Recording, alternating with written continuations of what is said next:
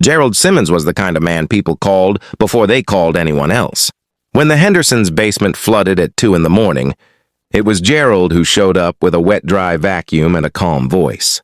When the widow across the street, Mrs. Patton, couldn't figure out why her furnace had stopped working in February, it was Gerald who came over in his coat, crouched in the cold utility room for 40 minutes, and got the heat running again before she could finish making him tea.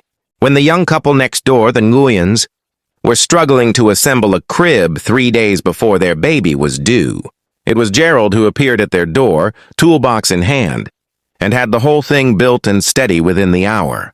He was 61 years old, retired from a career in mechanical engineering, and his hands still remembered every bolt, every joint, every broken thing that needed a patient man's attention. The neighborhood quietly depended on him the way it depended on electricity, without fully understanding how it worked, only knowing that life became harder without it.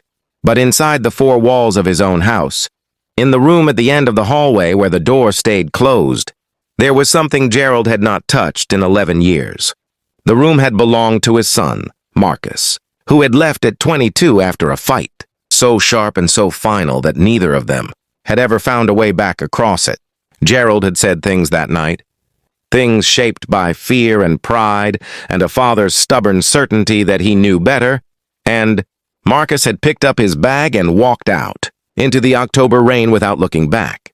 Gerald had been waiting ever since for the right moment to make it right. And the right moment had never come, because he had never let it. He told himself he was too busy.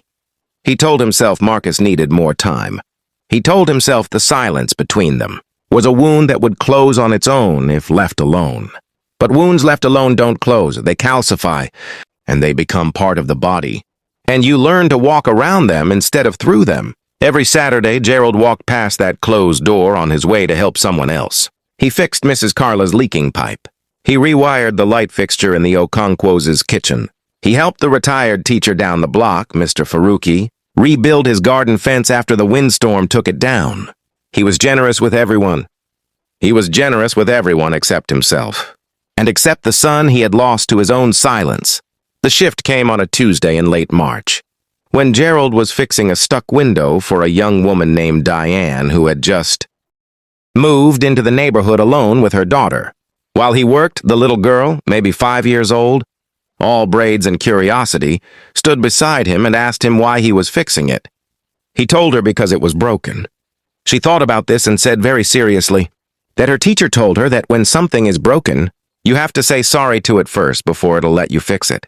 Gerald laughed the way adults laugh at children's wisdom before it hits them. He drove home slowly.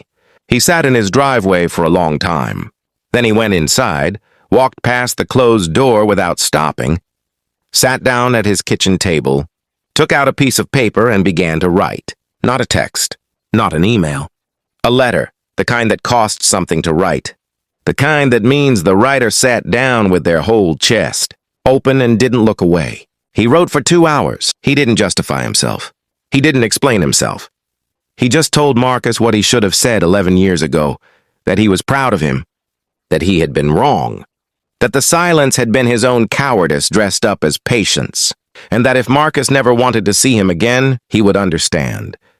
But he needed his son to know that not a single day had passed in 11 years without his father wishing he could take back that night. He folded the letter, addressed it, and put it in his mailbox before he could change his mind. 3 weeks later, his phone rang. He almost didn't answer. He answered. The voice on the other end was older than he remembered, deeper, quieter, but it was Marcus. He said, "I got your letter, Dad." Gerald closed his eyes and said, "I know I'm late." And Marcus said, "You're not late. You're right on time. Sometimes the bravest thing a person can do is not fix someone else's problem.